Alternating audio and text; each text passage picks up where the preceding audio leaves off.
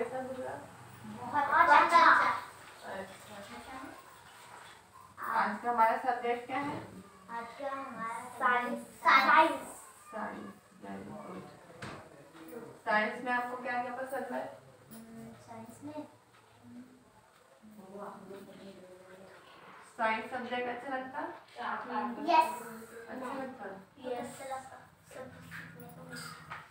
तो हम पढ़ेंगे जैविक विज्ञान।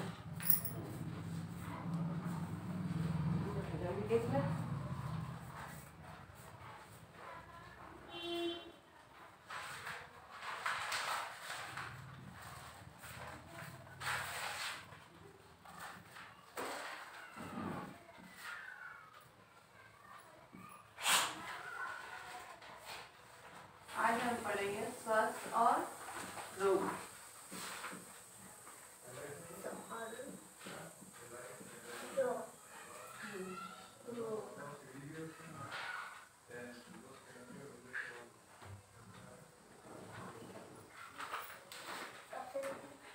तो ये बताओ कि स्वास्थ्य और रोग में स्वास्थ्य किसको बोलते हैं, यानी कि तंदुरुस्त होना, सेहतमंद किसे कहते हैं?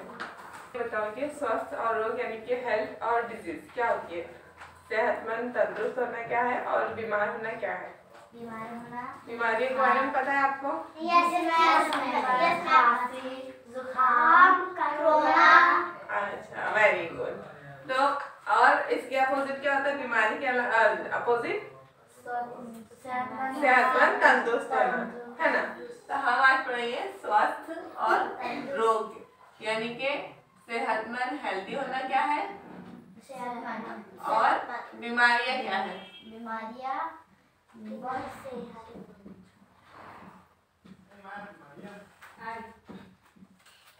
ओके।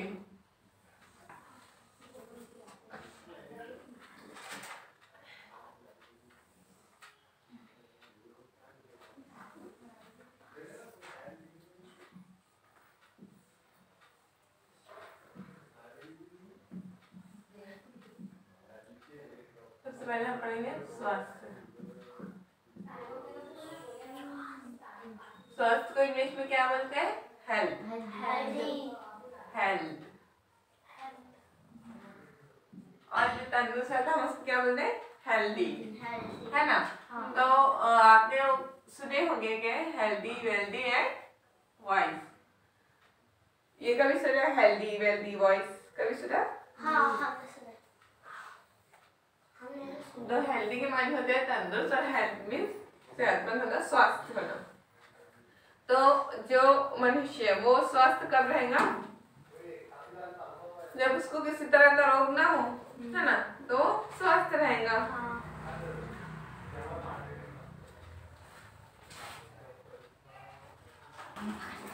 तो हेल्थ क्या है? ये मनुष्य का सामाजिक, मानसिक और शारीरिक इन तीनों चीजों से संपूर्ण तरीके से तंदुरुस्त होना, ये हेल्थ है, यानी कि ये स्वास्थ्य है। क्या क्या होना उसका? सामाजिक, अपने अपने बुक में लिखो, ठीक है? सामाजिक, मानसिक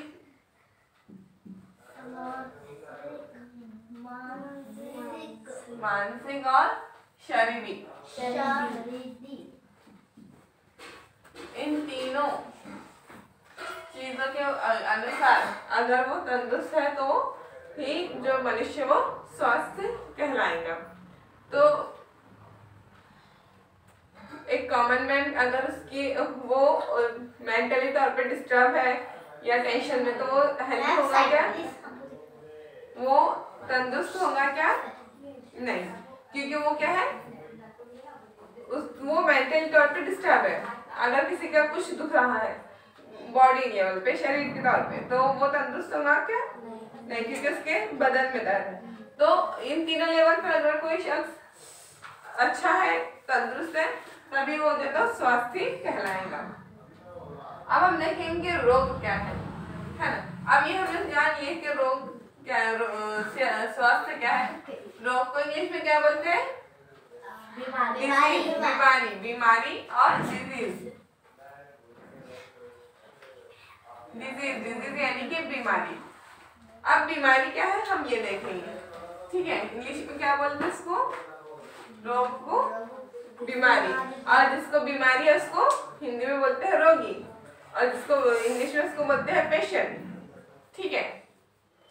तो जिस तरह हमने ये देखा था कि सामाजिक और मानसिक इन तीनों लेवल पे जो इंसान अच्छा रहेगा उसे स्वस्थ कहेंगे। लेकिन रोग की क्या डेफिनेशन है, क्या उसकी परिभाषा? उसकी परिभाषा ये है कि अगर मनुष्य को शारीरिक या सामाजिक या मानसिक इन तीनों लेवल में मनुष्य के शारीरिक शरीर में पैदा होने वाली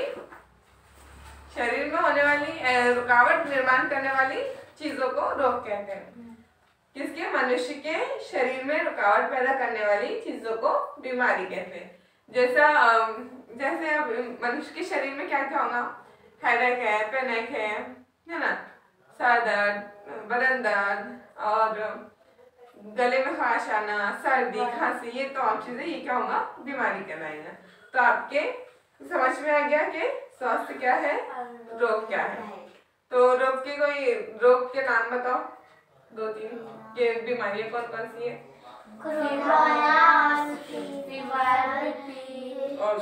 ठीक है, शुगर, बीपी, फीवर, खांसी, सर्दी, है ना, वेरी गुड। तो अब हम देखेंगे कि रोग के, अब इसमें कैसे हम अलग अलग बीमारी देख रहे हैं ना, हम इन्होंने शुगर बोले, आपने फीवर बोले, इन्होंने खांसी बोले, इन्होंने सर्दी बोले, तो ये सब अलग अलग बीमारी है। तो हम देखेंगे रोग के प्रकार के, रोग कौन कौन से होते हैं, किस प्रकार के होते हैं, ठीक है। आप तो ये लिखिए, आपकी डेफिनेशन समझ में आ गई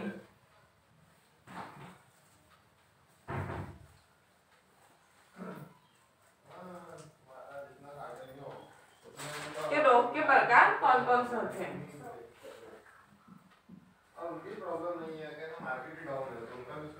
तो रोग को दो इसमें वर्गीकरण रोग का किया गया है। एक है समय के अनुसार और दूसरा है कारण के अनुसार।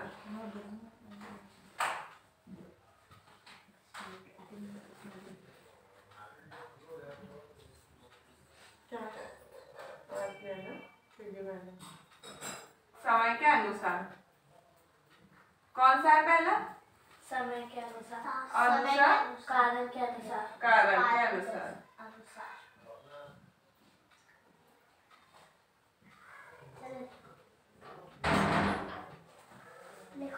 ये आपको लिखना है, जैसे मैं आपको बता दी हूँ। अब देखो कि समय के अनुसार में कौन कौन सी डिजीज हो सकती है ना। तो इसमें कौन कौन सी आएंगी समय के अनुसार में, किसी को पता है? तो बताओ कि समय के अनुसार कौन कौन से रोग हो सकते हैं, आपको पता है क्या? समय के अनुसार है दीर्घकालिक रोग। हार्ट अटैक नहीं, ये हार्ट अटैक नहीं आता।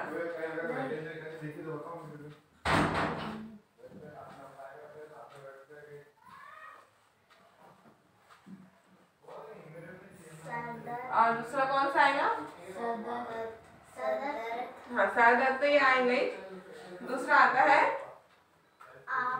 तीव्र रोग, नहीं, तीव्र रोग, बुखार आना तेज, या बार बार कोई, ये तो जैसे खांसी होती है, एक मुद्दत की खांसी होती है कि भाई ये एक लिमिट के बाद ही जाएंगी, या फिर सीजनल जो डिजीज होती है, जैसे किसी को बात होती है जो किसी को सर्दी के मौसम में होती है, किसी को गर्मी के, तो ये होता है समय के अकॉर्डिंग टू टाइम, इस प्रकार, ठीक है।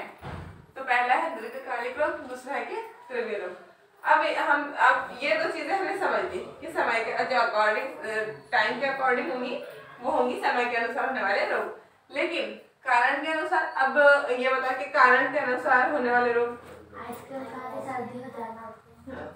तो ये कारण के अनुसार हुआ क्या? इसके भी दो जो है, तो वैज्ञानिक ने इसको दो इसमें विभाजित किया है और इसका वर्गीकरण किया है। एक है आनुवंशिक रोग, यानी कि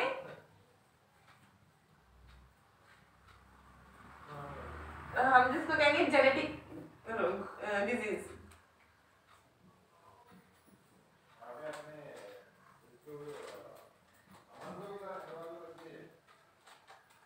और दूसरा है उपरजित रोग।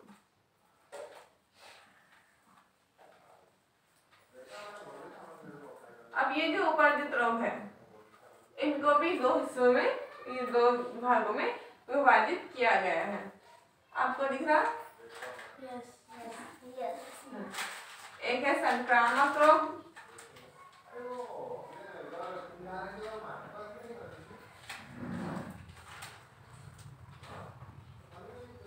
और दूसरा है असंक्रामक रोग। कौन सा? असंक्रामक रोग। इसको हम एक बार फिर से समझेंगे कि रोग को दो भागों में विभाजित किया गया, एक समय के अनुसार, दूसरे कारण के अनुसार। Very good.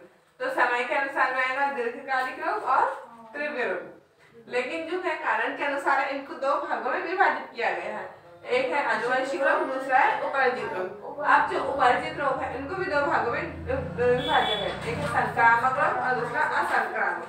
तो संक्रामक रोग यानी कि ऐसे रोग जो एक से दूसरे को लगते, और असंक्रामक यानी ऐसे रोग जो एक से दूसरे को नहीं लगते। अब हम देखेंगे आनुवंशिक रोग। आनुवंशिक रोग ऐसे रोग जो जेनेटिकली, जैसे किसी के दादों को था तो पोते को हो, या बाप को है तो बेटे को हो, ऐसे इसको बोलते हैं कि संक्रामक रोग। समझ में आ गया आपके? शब्द लिख लिए?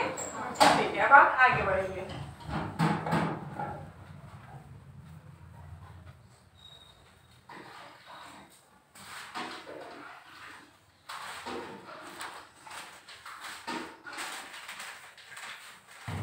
ओके, तो आगे हम बढ़ने से पहले मुझे ये बताइए ये सर्दी ये किस टाइप की रोग है, लगने वाली है किसी को?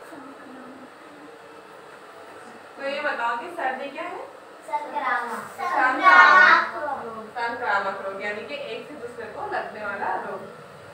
तो अब हम कुछ डिजीज के बारे में पढ़ेंगे कि कैसे वो डिजीज एक से दूसरे को लगती है। हम पढ़ेंगे संक्रामक रोग के बारे में।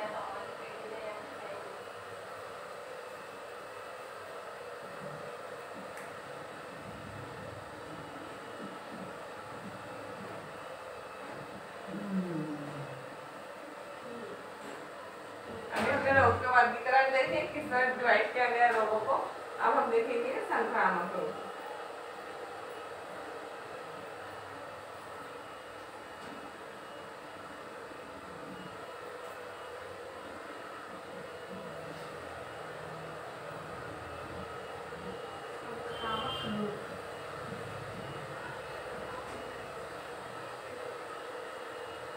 रोग कैसे होते हैं, किसकी वजह से होते हैं, इसके लक्षण क्या है, उसका ट्रीटमेंट क्या है, प्रिकॉशंस क्या है, हम ये सब पढ़ेंगे। तो पहले इसमें कुछ रोग है जिसको हम पढ़ेंगे। पहला है क्षय। क्षय यानी कि क्या बोलते हैं क्षय को? अब तक बुक में देख के बताओ।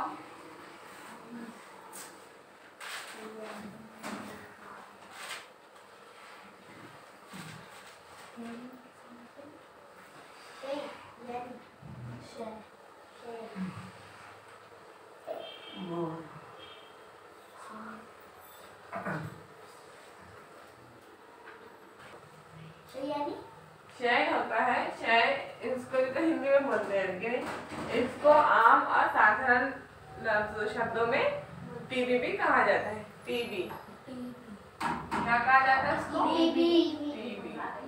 ये किसके कारण होती है?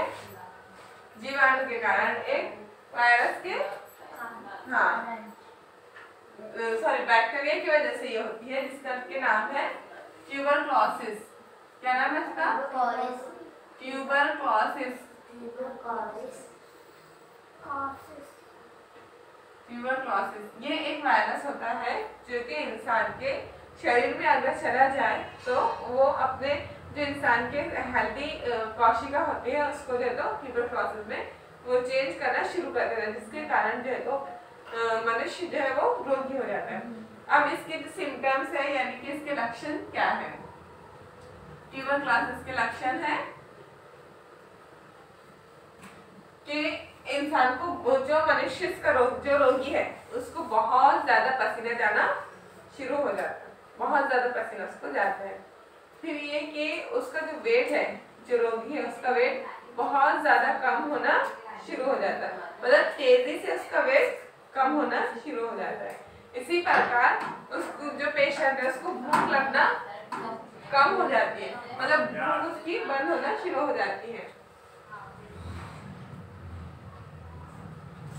तो इस प्रकार कि उसको भूख लगना, अब आपको जो बताया जा रहा है ये आपसे पूछा जाएगा, ठीक है। इसकी अपनी यूनिट टेस्ट होगी, इसमें आपको ये याद रखना है कि कौन सी बीमारी का क्या लक्षण है और क्या उसके ट्रीटमेंट है और किसके कारण वो होती है।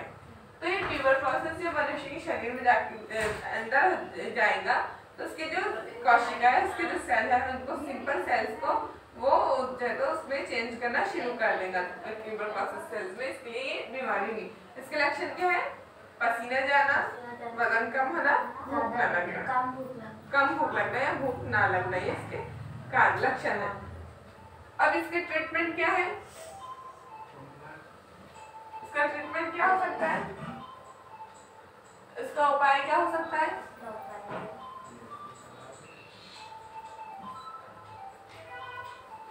सबसे पहले ये कि इसमें इंसान को बुखार भी आता है, जब किसी की ये जो टीबी है बहुत ज्यादा बढ़ जाए तो खून की उल्टियां वगैरह होना शुरू हो जाती है, जब समझ में आता है कि पेशेंट को ये रोग है। लेकिन इसका उपाय ये है कि इंसान जो है, जो मनुष्य है वो हेल्दी डिजीज खाए, हेल्दी फूड खाए और जो है तो अब जैसे उसको ये लक्षण दिखाई दे वो फौरन जाकर अपना ट्रीटमेंट कराए, अपना इलाज कराए। लेकिन इसके साथ साथ क्या होता है कि गवर्नमेंट ने ऐसे रोगियों के लिए एक टीका दे दो शुरू किया है, या फिर हम इसको एक स्पेशल ट्रीटमेंट के हैं, वो ट्रीटमेंट जाकर के उस पेशेंट को चाहिए कि वो ट्रीटमेंट वो जाकर ले। ठीक है, ये हो गया क्षय का लक्षण और उसका इलाज। क्षय यानी कि कौन सी? टीबी, तपेदिक इसको उर्दू में बोला जाता है और उसका नाम है टीबी यानी कि ट्यूबरक्लोसिस। ठीक है, अब दूसरा हम पढ़ेंगे कि पीलिया। पीलिया मालूम है आपको? कैसे होता पीलिया? जैसे निमोनिया हो जाता है। हाँ, निमोनिया, वेरी गुड। फिर आंखें पीली हो जाती है। Very good. और वेरी गुड। तो पीलिया ये भी एक डिजीज है जिसको भी इंग्लिश में कहा जाता है हेपेटाइटिस। Hepatitis, okay. तो ये जो हेपेटाइटिस है ये किस कारण होती है? ये एक बैक्टीरिया है जिसकी 4 किस्म होती है, हेपेटाइटिस ए, बी, सी और डी। ये चारों हेपेटाइटिस की वजह के इनमें से कोई भी अगर हमारे शरीर में अंदर चला गया।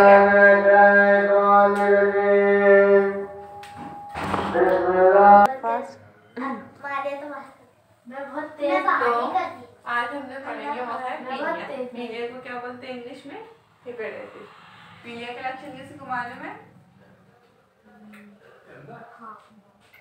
आंखें पीले होना और अपना पूरा शरीर। हाँ, तो क्या लक्षण है पीलिया के? आंखें पीले होना, शरीर पीला होना। तो हेपेटाइटिस के चार टाइप्स है, ए, बी, सी, डी और ई। ये 4-5 टाइप से हो सकता है। अब इसमें क्या होता है, ये क्या है hepatitis? A B C D E, तो हेपेटाइटिस एक बैक्टीरिया है जिसके कारण के ये पीलिया होता है। हम देखते हैं कि किसी के नाखून बहुत ज्यादा पीले हो जाते हैं, किसी की आइज पीली हो जाती है, किसी की बहुत ज्यादा पीलिया बढ़ गया तो हम ये बोलते हैं कि पेट में उतर गया था ना। तो क्या होता है कि ये कीटाणु जब ये जो बैक्टीरिया है बहुत ज्यादा हमारे शरीर में बढ़ जाते हैं। कब पड़ते हो? जब हमारा जो अगर नाखून में दिखाई दिए या हमारी आंखों में, तो उनकी ग्रोथ ज्यादा होने पर हमको वो सब येलो नजर आता है। लेकिन अगर इसी के साथ साथ जब उस बहुत ज़्यादा बढ़ जाए तो पेट में उतर जाता है, तो हम उसको कहते हैं कि पेट में उतरना, मतलब कि उनकी ग्रोथ बहुत ज़्यादा से हेपेटाइटिस की होना। अब इसके कारण क्या है, संक्रामक होने के, कैसे रोगी क्यों और कैसे संक्रामक होगा। एक तो ये कि पानी अगर गंदा हो, पीने का पानी या हम कहीं पे गए उसके कारण हो सकता है। फिर ये कि जो पेशेंट था, अगर हमने किसी पेशेंट की इस्तेमाल शुदा सुई, उपयोगी सुई हमने इस्तेमाल कर लिया, तो इस प्रकार ये रोग एक से दूसरे को लगेगा। इसके लक्षण क्या है, इसके जो हम क्या बोलेंगे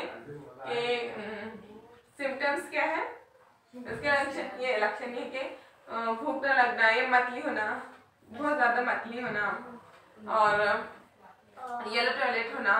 तो ये चीज़ें क्या है, इसकी पीलिया के लक्षण है। अब इसके लिए हमने लक्षण देख लिया, लेकिन इसके हम उपाय क्या, इसके लिए क्या उपाय करेंगे कि कैसा जो है रोगियों कैसे अच्छा होगा। सबसे पहले कि जो रोगी है उसने उबालकर पानी पीना चाहिए, उबालकर ठंडा करा हुआ पानी डेली यूज करना चाहिए। फिर उसके बाद पेशेंट ने साफ करना चाहिए और जो खाने पीने की चीजें उसको ढक कर रखना चाहिए।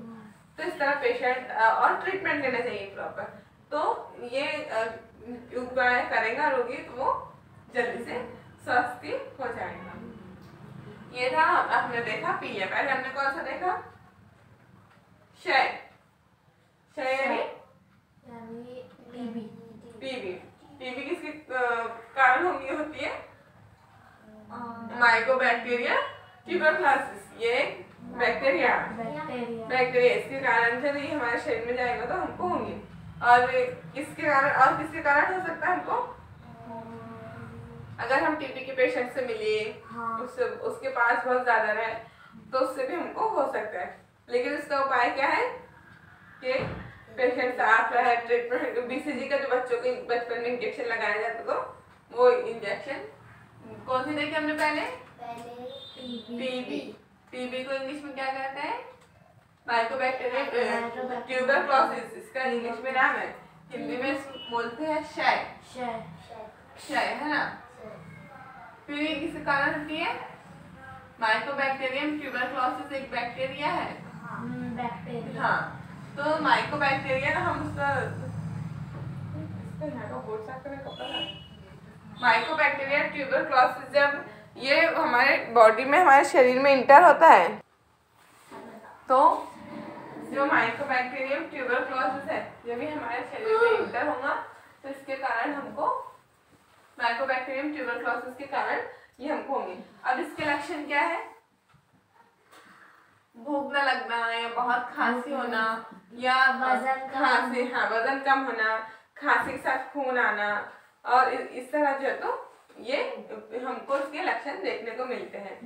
पसीना आना, सांस लेने में तकलीफ होना। अब इसका उपाय क्या है कि अगर हमको ऐसे लक्षण दिखाई दे रहे हैं किसी मनुष्य के अंदर तो उसको ट्रीटमेंट करवाना। दूसरा उसका उपाय क्या है कि जब बच्चे छोटा है तो उसको बीसीजी का इंजेक्शन टीका जो तो वो लगवाना। उसके बाद एक गवर्नमेंट ने इसके लिए एक स्पेशल ट्रीटमेंट रखा है जिसको DOT ये ट्रीटमेंट कहते हैं। तो ये जो ट्रीटमेंट है उस पेशेंट को ये ट्रीटमेंट करवाना चाहिए। इसके थ्रू जो तो ये हम इस रोग से रह सकते हैं। और एक और सावधानी हमको क्या करनी चाहिए कि जो पेशेंट है उसको जो है तो दूसरे पेशेंट से दूसरे लोगों से दूर रखना चाहिए ताकि उसकी जो लक्षण है, उसके जो उसका रोग है वो संक्रामक होकर दूसरे को ना लगे, तो सबके सब जो स्वस्थ रहे। क्योंकि ये क्या है, एक संक्रामक रोग है, एक से दूसरे को लगने वाला रोग है इसके कारण। ठीक है, ये हमने देखा क्षय और पीलिया।